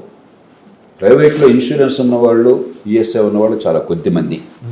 కాబట్టి చాలా మందికి చిన్న అనారోగ్యం వచ్చినా పెద్దది వచ్చినా కూడా జేబుల్లోంచి డబ్బులు ఖర్చు పెట్టాల్సి వస్తుంది. ప్రపంచంలో అతి ఎక్కువ అవుట్ ఆఫ్ పాకెట్ ఎక్స్పెండిచర్ అంటారు ఆరోగ్యం కోసం మన దేశంలో. 2, 5 కోట్ల మంది ఏడాదికి, 5 కోట్ల మంది, దాదాపు 5-5.5 కోట్ల మంది కేవలం అనారోగ్య కారణంగా బేదలు అవుతున్నారు. అంటే మన లెక్కలు బేదరికానికి కొన్ని లెక్కలు ఉన్నాయి. ఎవరిని బేద అంటారని చెప్పంటే కొన్ని లెక్కలు ఉన్నాయి. ఎంత ఆహారం తింటారు, రకరకాల లెక్కలు ఉన్నాయి. ఆ లెక్కల ప్రకారం చూస్తే సంవత్సరం మొదట బేదలు కాని వాళ్ళు ఆ సంవత్సరం లోపల అనారోగ్యం రావడం, జబ్బు చేయడం చేత, అయితే జబ్బు ఖర్చు పెట్టడం వల్ల ఆస్తులు అమ్ముకోవటం, అప్పులు పాలు కావటం వల్ల కానివ్వండి, డబ్బు ఖర్చు పెట్టలేక ఆరోగ్యం అందక దాన్ని ఏమవుతుంది, మంచంగా పడిపోతే ఆదాయం ఉండదు, పని ఉండదు. ఆ కారణంగా కానీ సంవత్సరం మొదట బేదలు కాని వాళ్ళు సంవత్సరాంతానికి ఏడాదికి 5 కోట్ల మంది ఈ దేశంలో బేదలు అవుతున్నారు. ఇంకో ఉదాహరణ చూడండి. సరిగ్గా ఆరోగ్యం అందక చాలామంది జబ్బు చేసినా కూడా ప్రాణాల మీదకి వచ్చేదాకా భరిస్తున్నారు, కొంచెం చచ్చిపోతున్నారు. లేకపోతే ఏ క్వాలిఫికేషన్ లేకుండా నాకు క్వాక్ దగ్గరికి పోతున్నారు. పాపం ఊళ్ళో ఎవరో ఉంటే ఆయన చేతనం చేస్తాడు, పోతే ప్రాణం అదృష్టం ఉంటే బతుకుతాడు, లేకపోతే పోతాడు అంతే. చాలామంది ఏ కారణం తెలియకుండా పోతున్నారు. బీపీ వస్తే బీపీ ఉందని తెలియదు, అలా నడుస్తుంటే ఎప్పుడు హార్ట్ అటాక్ వస్తే మరో వస్తుంది పోతారు. లేకపోతే డయాబెటీస్ అని తెలియదు, కిడ్నీ ఫెయిల్ అయిపోయేదాకా అప్పుడు అర్జెంటుగా హైదరాబాద్కో మరో చోట ఆసుపత్రికి వస్తారు, దాన్ని కూడా జరుగుతూ ఉంటుంది. ఇంకోటి ఏమవుతుంది, ఇప్పటికి ఆరోగ్యం అందట్లేదు. మీరు ఉస్మానియా ఆసుపత్రి చూడండి, గాంధీ చూడండి, కేజీహెచ్ చూడండి వైజాగ్లో, అయితే మరో government hospital, Guntur government hospital చూడండి, కర్నూలు చూడండి, మరో చోట చూడండి, ఆర్ఎండ్ ఇన్స్టిట్యూట్ మెడికల్ సైన్స్ చూడండి, వేల మంది అవుట్ పేషెంట్గా ప్రతిరోజు వస్తారు చిన్న చిన్న జబ్బులకి. ఎందుకని? నిజంగా చిన్న చిన్న జబ్బులకి వెంటనే ఆరోగ్యం ఏర్పాటు ఉంటే పెద్ద ఆసుపత్రికి చిన్న జబ్బులకి వెళ్ళక్కర్లా. పెద్ద ఆసుపత్రి ఉన్నది, టెరిషరీ కేర్ హాస్పిటల్ ఉంది కాంప్లికేటెడ్ ప్రాబ్లమ్స్కి, మలేరియాకి వెళ్ళక్కర్లా. ఎందుకు వెళ్ళాల్సి వస్తుంది? వేరే మార్గం లేకపోతే. కాబట్టి ఆరోగ్య రంగం పరమ అధ్వానంగా ఉంది. ఇది నెగిటివ్. పాజిటివ్ ఏంటంటే కొన్ని బాగా చేస్తున్నాం. వ్యాక్సిన్ బ్రహ్మాండంగా ఉత్పత్తి చేస్తున్నాం. బాగా కంటే ముఖ్యంగా గత 7 ఏళ్లలో వ్యాక్సిన్లో విస్తృతం కూడా పెరిగింది. చాలా వ్యాక్సిన్ అదివరకు 5 ఇచ్చేవాళ్ళం, ఇప్పుడు 15-16 వ్యాక్సిన్ అందుతున్నాయి చాలా విస్తృతంగా. ప్రపంచంలో నంబర్ 1 ప్రొడ్యూసరు మందులు కానీ వ్యాక్సిన్లు కానీ భారతదేశం. Lowest cost, best quality.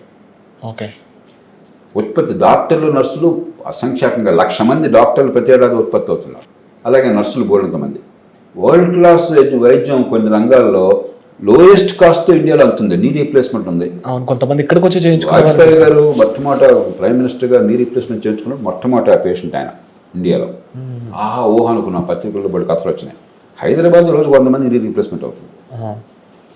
Akkineni Nageswararao గారు అన్నారు, గొప్ప సినిమా స్టార్ అన్న, సూపర్ స్టార్. ఆయన మొట్టమొదటి హార్ట్ సర్జరీ చేయించుకుంటే తెలుగునాట లేకపోతే దక్షిణాది కథలుగా చెప్పుకున్నారు.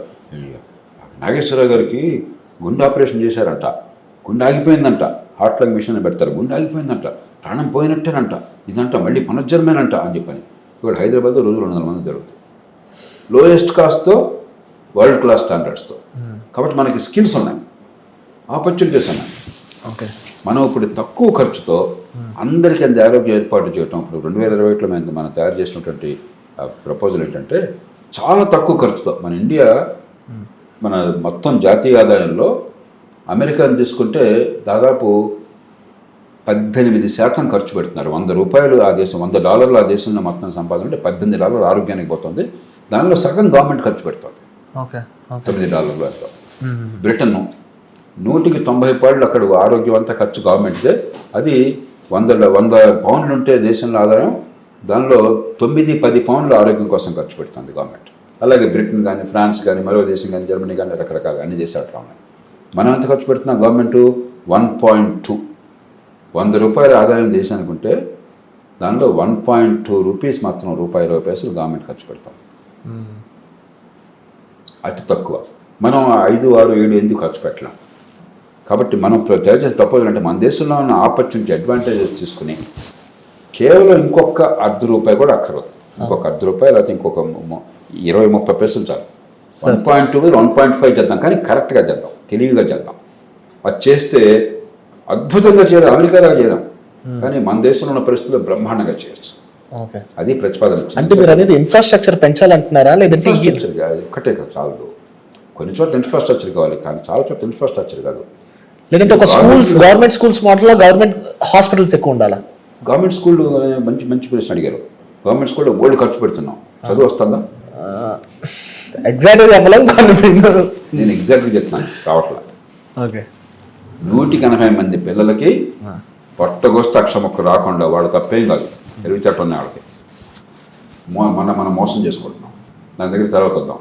కాబట్టి ఆరోగ్యంలో ఊరికే గవర్నమెంట్ కొత్తగా హాస్పిటల్ పెట్టేసి, డాక్టర్లను పెట్టేసి, నర్సులను పెట్టేసి, జీతాలు ఇచ్చేస్తే బాగా జరిగితే ఎందుకు విద్య అందట్లేదు?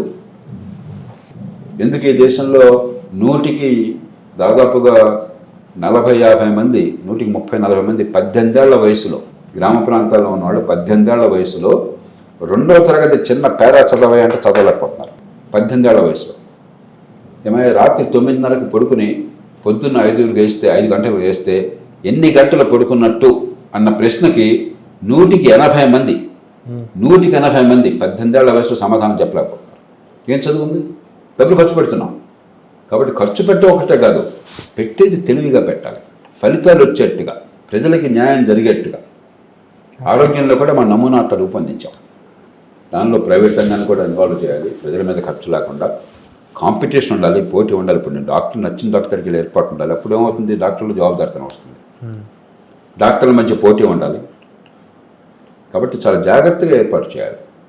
ఇవన్నీ చేస్తే, సరిగ్గా చేస్తే ఉదాహరణకు మందులు ఉన్నాయనుకోండి, ఇష్టం వచ్చినట్టు కొనకుండా జెనరిక్ డ్రగ్స్ అంటాం.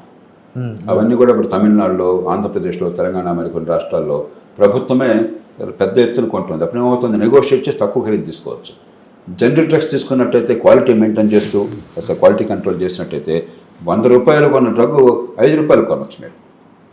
ఇట్లాగా రకరకాల పద్ధతులు ఉన్నాయి. అవన్నీ చేస్తే ఇప్పుడు ₹1.20 పెడుతున్న 100 రూపాయల్లో ₹1.50 దాటకుండా ₹2 లోపలే మంచి ఆరోగ్యాన్ని అందించవచ్చు.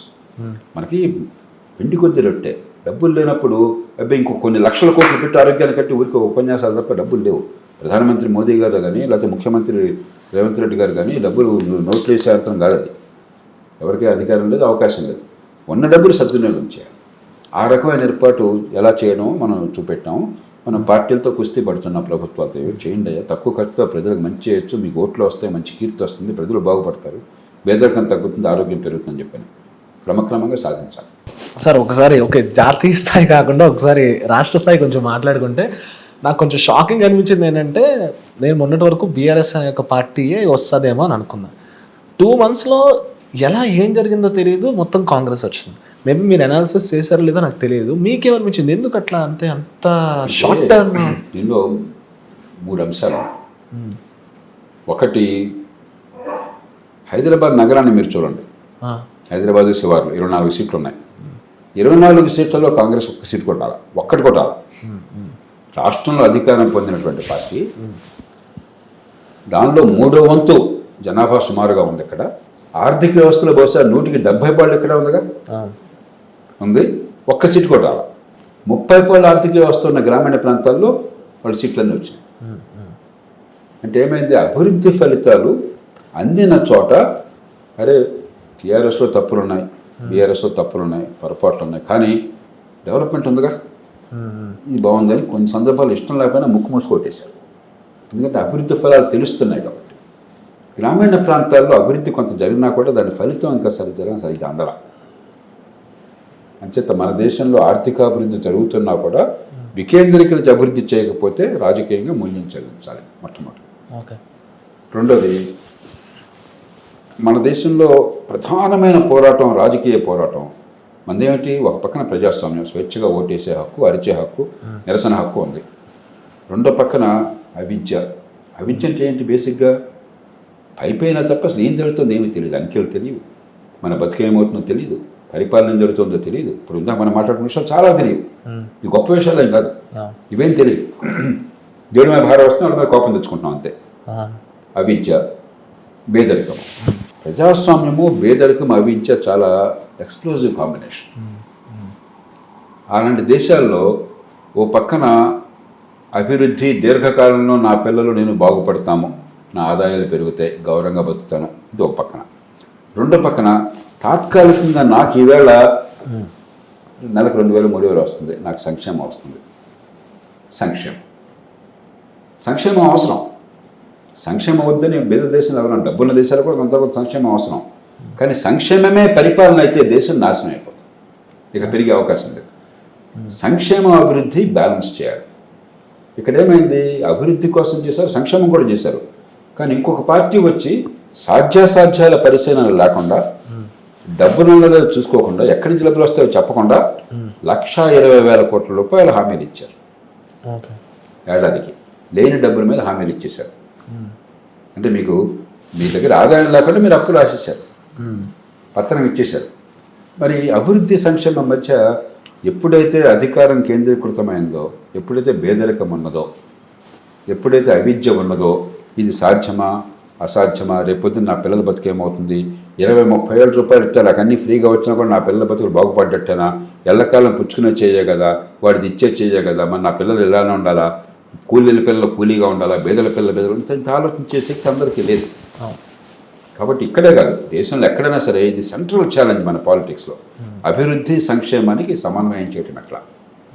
మూడోది ఏమైంది, ఇప్పుడు అధికారంలో ఉన్న పార్టీలు కొన్ని సందర్భాల్లో అందరూ దేశంలో అవినీతి ఉంది, అధికార కేంద్రీకరణ ఉంది, రూల్ ఆఫ్ లా, చట్టబద్ధ పాలన లేదు, బడుతున్నాడు బరి ఉంది, ఇవన్నీ ఉన్నాయి. కానీ ఒక గీత పెద్దగా దాటుకో. కానీ తెలంగాణ ప్రభుత్వం పెద్ద తప్పులు చేసింది అనుకోవట్లేదు, కొన్ని మంచి కూడా చేసింది. అభివృద్ధికి బాటలు వేసింది, హైదరాబాద్ నగరాన్ని కాపాడుకుంది, అభివృద్ధి బాటలు వేసింది. ఆంధ్ర తెలంగాణ తేడా లేకుండా చేసింది. కానీ వీడు చాలా అహంకారంతో ఉన్నారు. ముఖ్యమంత్రి గారు కనీసం మమ్మల్ని కలవడు, ఆయన ఎక్కడో రాజుగారి లాగా నిజాంలాగా ప్రవర్తిస్తున్నాడు. అభావం ఉంది కదా, కుటుంబ పాలన ఉంది, అధికార కేంద్రీకరణ ఉంది. తర్వాత కొన్ని అన్ని పార్టీలకు ఇందాక అడుగుతున్న మనందరికి ఉద్యోగాలు తెలంగాణ ఉద్యమంలో భాగంగా ఇచ్చా, నీకు ఎందుకు పెట్టా, నీకు ఉద్యోగాలు వచ్చేస్తాయని చెప్పాను. సాధ్యం కాదు. సో ఇట్లాంటివి కొన్ని. కాబట్టి ఈ మూర్తి ప్రభావం కనిపిస్తుంది. కాబట్టి ఎక్కడ ఎన్నికలు జరిగినా కూడా వ్యక్తులు తీసేది, ఒక్కొక్క పార్టీ ఒక్కో రీతిలో ఉంటుంది. కానీ మౌలికంగా అభివృద్ధిని సంక్షేమాన్ని సమన్వయం చేయటం ఎట్లాగా. ఈవేళ తాత్కాలిక అవసరాలు కొన్ని నిజంగా అవసరమైతే కొంతమేర తీర్చినా కూడా రేపటిని కాపాడుకునే ఏర్పాటు లేకపోతే, దాని రాజకీయం దానికి నడవకపోతే ఆ రాష్ట్రాలు లేకపోతే ఆ దేశము అధోగతి పాలవుతుంది. సార్ ఇప్పుడున్న ఆంధ్రాలో మీకు తెలిసిన మటుకు ఎంత డెప్త్లో ఉంది సార్? దీన్ని లక్షల కోట్లు చెప్పచ్చు, కానీ అది పెద్ద ఉపయోగం కాదు. 100 రూపాయలు మీకు మొత్తం జిఎస్టిపి అంటాం, అంటే మొత్తం జాతీయ ఉత్పత్తి. ఆంధ్రప్రదేశ్ ప్రజలందరూ కలిసి ఒక సంవత్సరంలో సంపాదించే మొత్తం అని స్థూలంగా చెప్పాలంటే, ఏ రూపంలో అనగానే మీ జీతభత్యాలు కావచ్చు, మీరు ఉత్పత్తి కావచ్చు, పంటలు కావచ్చు, లేకపోతే పరిశ్రమల ఉత్పత్తి కావచ్చు, లేకపోతే డాక్టర్ గారికి వచ్చే ఫీజులు కావచ్చు, లాయర్లు కావచ్చు, మొత్తం ఉత్పత్తి జిఎస్టిపి అనుకోవచ్చు. దానిలో 20% మించకూడదు రాష్ట్రంలో అప్పులు. నిబంధనలు చెప్తుంది, అందుకంటే ఎక్కువైతే రాష్ట్రం భరించలేదు. ప్రస్తుతం ఆంధ్రప్రదేశ్ 45-46% వెళ్ళిపోయింది. చాలా అప్పులు దాచిపెడుతున్నారు, తెలియకుండా. ఏం చేస్తున్నారంటే ఆఫ్ బడ్జెట్ లోన్స్ అంటారు. ప్రభుత్వం డైరెక్ట్గా లోన్స్ చూపెట్టకుండా ప్రభుత్వ సంస్థ అని పేరు పెడతారు, సంస్థ పేరుతో అప్పులు తీసుకుంటారు. కానీ ఆ సంస్థకి ఆదాయమే ఉండదు, ప్రభుత్వమే తీర్చాలి. అంటే ఎగ్జాంపుల్ ఏమైనా చెప్పగలరా అలా ఏమైనా? ఉదాహరణకి ప్రభుత్వం వ్యాపారం చేస్తుంది అనుకోండి, రైల్వేస్ ఉన్నాయి, లేకపోతే జాతీయ స్థాయిలో ఎన్టీపీసీ ఉంది, విద్యుత్ ఉత్పత్తి చేసే సంస్థ. అవన్నీ వ్యాపారం చేస్తూనే వాడికి మంచి లాభాలు వస్తాయి. కాబట్టి ఆ సంస్థ అప్పులు తీసుకుంటే ప్రభుత్వ సంస్థ అయినా కూడా ఆ డబ్బులు ఆ సంస్థ కట్టేస్తుంది. కానీ చాలా ఇలాంటివి స్పెషల్ పర్పస్ వెహికల్స్ అంటారు. అక్కడ ఏం దానికి వ్యాపారం ఉండదు, దానికి ఏమి డబ్బులు రావు, కానీ పేరుకు ఒక సంస్థగా రిజిస్టర్ చేస్తారు, వేరే సంస్థగా. దాని పేరుతో అప్పు తీసుకుంటారు. వేరే సంస్థ అప్పు తీసుకుంది కాబట్టి గవర్నమెంట్ అప్పుల కింద చూపెట్టాల బడ్జెట్లో కొంత, కనీసం వీలైనంతకాలం, అంతకాలం బయటపడుతుంది. ఆఫ్ బడ్జెట్ లోన్స్ అవి పెరుగుతున్నాయి. మూడోది ఏం చేస్తున్నారు, ఎస్క్రో. దేశ చరిత్రలో ఎప్పుడు జరగలేదు, బహుశా ప్రపంచంలో కూడా జరగలేకపోవచ్చు. ట్యాక్స్ మనీ ఎప్పుడూ కూడా సావరెన్కి, ప్రభుత్వానికి వెళ్తుంది. పన్నుల డబ్బు డైరెక్ట్గా మహికి పంపిస్తాను, మహి అంటే నాకు ఇష్టం కాబట్టి జేపీకి పంపిస్తాను అనేది ఎక్కడా ప్రపంచంలో ఉండదు, అసలు అన్థింకబుల్. తొలిసారిగా ఆంధ్రప్రదేశ్లో అప్పులు తీసుకుని, అప్పులకు మరి బ్యాంకుల వాడు అప్పులు కూడా గవర్నమెంట్కైనా కూడా ఇవ్వడానికి సిద్ధంగా లేడు, ఎందుకంటే దివాళా తీసుకుని తిరిగి రావని చెప్పని వాడు ఇన్సిస్ట్ చేయడం చేత ఏం చేస్తున్నారు, ఎక్కువ వడ్డీలు ఇస్తున్నారు వాళ్ళకి. మామూలుగా భారత ప్రభుత్వం అప్పులు తీసుకుంటే సగటున 7% అప్పులకు వడ్డీ ఉంటుంది. కొన్ని సందర్భాల్లో 10-12% కూడా వడ్డీలు ఇస్తున్నారు ఆంధ్రాలో. ఇస్తూ ఆ డబ్బు కూడా వాడికి తిరిగి రాదని చెప్పని నమ్మకం, భయం ఉంది కాబట్టి ఎస్క్రో అకౌంట్ డైరెక్ట్గా ఈ పన్నుల రూపంలో వచ్చే డబ్బు మా ఖజానా కాకుండా నీ అకౌంట్కి వెళ్ళిపోతుందని చెప్పని పెట్టేస్తున్నారు. అంటే డైరెక్ట్గా పీపుల్కి వెళ్ళేలాగా. ఇది రాజ్యాంగ విరుద్ధం. రాజ్యాంగం చెప్పేది ప్రతి అప్పు రూపాయి, ప్రతి పన్ను రూపాయి కూడా ఖజానాలో చేరాలి. అసెంబ్లీ నిర్ణయం చేయాలి, డబ్బులా ఖర్చు పెట్టాలి. ఇవన్నీ కాకుండా పెండింగ్ బిల్స్ అంటారు. అంటే ఇప్పుడు కాంట్రాక్టర్ మీకు మీ దగ్గర కొంది, మీకు డబ్బులు ఇవ్వాలి, మీ దగ్గర తీసుకున్నారు వస్తువుని, మీకు ₹1,00,00,000 ఇవ్వాలి, ఇవ్వను. ఆరోగ్యశ్రీ మీద హాస్పిటల్ పనిచేశారు, వాళ్ళకి బిల్లు చెల్లించాలి, నేను ఇవ్వను. లేకపోతే ఉద్యోగులకి ఎరియర్స్ ఉంటాయి, కొన్ని గ్యారంటీకి ఇవ్వాలా, మార్గం లేదు, నేను ఇవ్వను, తర్వాత ఇస్తాను. చిన్న చిన్న కాంట్రాక్టులు ₹1,00,00,000 కోట్ల దాకా పెండింగ్ బిల్స్ ఉన్నారు. అంటే ఆల్రెడీ జరిగిన పనికి మీరు ఇవ్వాల్సింది చట్టబద్ధంగా మీరు ఇవ్వకుండా బకాయిలు పెట్టారు, ప్రభుత్వం కట్టాలి. అవి కూడా కలిపితే ఇంకా ఎక్కువ అవుతుంది, 50% దాటుతుంది. సరే, ఈ విషయం ముఖ్యమంత్రి స్థాయిలో ఉన్న పర్సనల్స్ అందరికీ తెలుసా? 100% తెలుసు, ఎందుకంటే మిగతా వాళ్ళకి తెలియకపోవచ్చు. ఎగ్జాక్ట్ లెక్కలు ఎంత ఉన్నాయో చాలా రాష్ట్రాల్లో చూచాయిగా తెలుస్తుందని వివరాలు తెలియదు. కానీ ప్రతిరోజు ఫైనాన్స్లో ఎక్స్పెండిచర్ సెక్రటరీ అని ఒక ఆయన ఉంటాడు. ఆ ఎక్స్పెండిచర్ సెక్రటరీకి, ముఖ్యమంత్రికి 100% తెలుస్తాయి. ప్రతిరోజు వాళ్ళు చూసేది ఇదే. క్యాబినెట్ మినిస్టర్స్కి తెలియకపోవచ్చు, అంటే స్థూలంగా తెలుస్తుంది, కానీ ఆ రోజు డీటెయిల్ తెలియకపోవచ్చు, అంత వివరంగా తెలియకపోవచ్చు. తెలియాలి మామూలుగా అయితే, కానీ మన దేశంలో తెలియకుండా కాస్త దాచి పెడతారు. కానీ ముఖ్యమంత్రికి ఆ ఫైనాన్స్ సెక్రటరీ ముఖ్యంగా ఎక్స్పెండిచర్ సెక్రటరీ తెలియపాడు వాళ్ళ పని అయితే రోజు వేస్ అండ్ మీన్స్ అంటారు. అంటే ఏ రోజు కాదు, ఇప్పుడు మనం ప్రభుత్వం అంటున్నాం, చివరికి గల్లా పెట్టు ఈ రోజు డబ్బు ఎంత వచ్చింది, డబ్బు ఎంత ఖర్చు ఉంది, అదే కదా కావాల్సింది. ఇవాళ మహికి గవర్నమెంట్లో ట్రెజరీ నుంచి మీకు డబ్బులు రావాలా, ఒకటి జీతం రావాలా, డబ్బులు ఉన్నాయో చూసుకోవాలిగా. కాబట్టి ప్రతిరోజు కూడా వేస్ అండ్ మీన్స్ అంటారు. ప్రతిరోజు ఒక కాగితం తయారు చేసుకుంటారు వాళ్ళు. ప్రతిరోజు ఒక కాగితం వెళుతుంది సీక్రెట్గా. Ways and means position. ఉదాహరణకి తెలంగాణ ఏర్పడినప్పుడు తెలంగాణ దేశం మొత్తంలో అతి ఎక్కువ మిగులు ఉన్న రాష్ట్రం. ఎందుకంటే హైదరాబాద్ మహానగరం, ఒకప్పుడు హైదరాబాద్ మహానగరం మొత్తం వల్ల వచ్చే లాభం మొత్తం ఆంధ్రప్రదేశ్కి చెందేది, ఉమ్మడి ఆంధ్రప్రదేశ్కి. ఆ 13 జిల్లాలు ఎప్పుడైతే పోయినాయో, ఇప్పుడు చాలా జిల్లాలు అయినాయి అనుకోండి, ఆనాడు 13 జిల్లాలు పోయినాయో, కోస్తాంధ్ర రాయలసీమ ఎప్పుడైతే పోయినాయో, హైదరాబాద్లో వచ్చేటువంటి ఆదాయం అంతా తెలంగాణకు మాత్రం వస్తుంది. దాని చేత ఆదాయం ఎక్కువైంది, ఆదాయం పెరగల కానీ ఖర్చు తగ్గింది కదా ఆ మేరకు. కాబట్టి మిగులు ఎక్కువ ఉంది. దేశంలో అతి ఎక్కువ మిగులు ఉన్న రాష్ట్రంగా 14వ ఆర్థిక సంఘం నిర్ణయించింది, 14th ఫైనాన్స్ కమిషన్. ఆ మిగులంతా పోయింది. ఆనాడు మిగులు ఉండటం చేత ఓవర్ డ్రాఫ్ట్ అంటే ఏంటి, ఈరోజు గల్లాపెట్లో నా దగ్గర 1,00,000 ఉంది, కానీ 1,50,000 ఇవాళ నేను చెల్లించాల్సి ఉన్నాయి. 50,000 ఎక్కడి నుంచి వస్తాయి? గవర్నమెంట్ మరి పేమెంట్స్ ఆపలేదుగా, జీతాలు ఆపలేదుగా. కాబట్టి అప్పటికప్పుడు ఆపద్ధర్మంగా ఆర్బీఐ లోన్ ఇస్తుంది ఆ రోజుకి. దానికి కొన్ని రూల్స్ ఉన్నాయి. ఇన్ని రోజుల కంటే ఓవర్ డ్రాఫ్ట్ ఉండకూడదు, ఇలాంటివన్నీ కూడా. ఆ రోజు అసలు ఒక్క రోజు కూడా ఓవర్ డ్రాఫ్ట్ ఉండేది కాదు. నిరుడు 365 రోజుల్లో నేను విన్నది కరెక్ట్ కాదు, కొంచెం వెరిఫై చేసుకోవాలి, నేను బైండ్లో అది యాక్యురేట్ ఉంటుంది, 325 రోజులు ఓవర్ డ్రాఫ్ట్ ఉన్నారంట. ఇది తెలంగాణ అంత సంపన్న రాష్ట్రం. అట్లీస్ట్ దీని నుంచి ఇన్కమ్ రావడానికి క్యాపిటల్ ఉంది, ఇన్కమ్. ఆంధ్రప్రదేశ్ గతి అంటే మీరు ఆలోచించుకోండి. అది కాకుండా మౌలిక సదుపాయాలు, ఎప్పుడైతే డబ్బులు లేవో రోడ్లు అధ్వానంగా ఉంటాయి. మీకు ప్రభుత్వం చేయాల్సిన పనులు సరిగ్గా చేయలేదు, ఇన్ఫ్రాస్ట్రక్చర్ అంతా కొలాప్స్ అయిపోతుంది. కానీ ఇక్కడ ఇంకొక వాదన ఉంది సార్.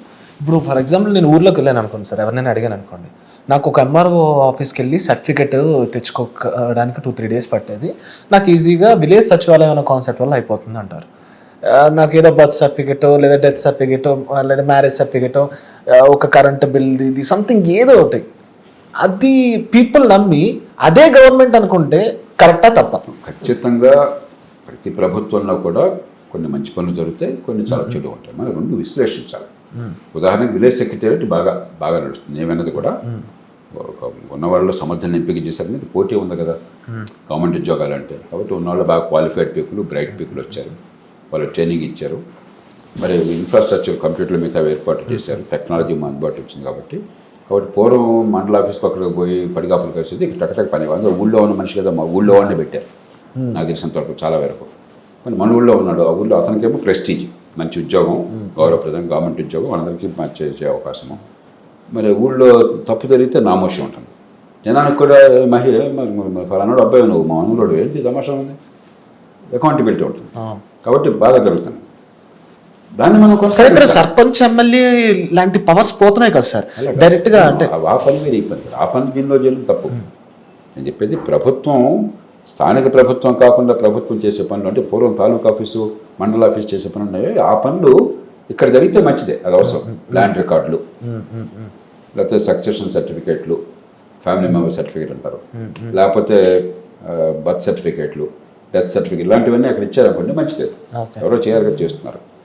స్థానిక ప్రభుత్వాలు, లోకల్ గవర్నమెంట్స్ని, పంచాయతీలను మొత్తం నిర్వీర్యం చేసాం, అది వేరు. మూడో అంచె ప్రభుత్వం, దీన్ని కలపాల్సిన అవసరం లేదు. కానీ అదే సమయంలో వాలంటీర్లను పెట్టారు. వాలంటీర్లు ఎందుకు పెట్టారు? ప్రతి 50 కుటుంబాలకి రేషన్లు ఇవ్వడానికి వాలంటీర్ కావాలన్నా, ఇంకొచ్చి నీకు భోజనం తీసుకోవడానికి వాలంటీర్ కావాలన్నా? ఇది పరిపాలన? ఇది పరిపాలన కాదు, ఇది హాస్యాస్పదం. పార్టీ కార్యకర్తల్ని వాలంటీర్ల పేరుతో పెట్టి ప్రజల డబ్బుల్ని, ప్రజలకు కావాల్సిన ఉమ్మడి సౌకర్యాలు అందించకుండా కొంత డబ్బు తినేసి, కొంత డబ్బు తగలేసి, కొంత డబ్బు పంపిణీ చేసి, పంపిణీ కోసం వాలంటీర్లు పెట్టి నేరుగా దానం వచ్చినట్టుగా నటిస్తారా మీరు? ఇది పరిపాలన అవుతుందా? ప్రజల్ని భ్రమలో నడుతుంది తప్పితే. మీకు జరగాల్సిన పనులు చాలా ఉన్నాయి. ఆరోగ్యం బాగుపడడం లేదు, విద్య చండాలంగా ఉంది, టీచర్లు పెట్టినా డబ్బులు ఖర్చు అయినా కూడా, రోడ్లు అధ్వాన్నంగా ఉన్నాయి, చట్టబద్ధ పాలన లేదు, నేర పరిశోధన జరగదు, బడితున్నవాడిది బర్రె అయిపోయింది, గోండాగిరి రాజ్యం వెళ్తుంది. వీటన్నిటికీ సిబ్బంది కావాలి, టెక్నాలజీ కావాలి, పద్ధతులు మార్చాలి.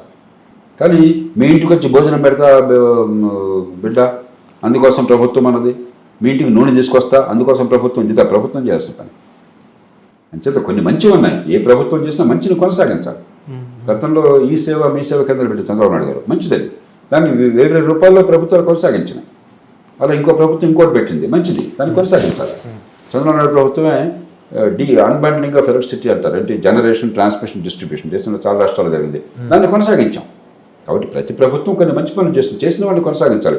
తొక్కులక్కలుగా పాత చేసినంత ఆపటం కాదు. కాబట్టి అది వేరు, ఇది వేరు. కొన్ని మంచిని మంచిగా గుర్తించాలి, దాన్ని కొనసాగించాలి, చెడుని ఆపాలి, ఒక సమతూకం పాటించాలి. అంతా సంక్షేమం గట్టిగా ఏర్పాటు చేస్తున్నారు. కానీ సంక్షేమమే పరిపాలన అయితే ఎట్లాగా?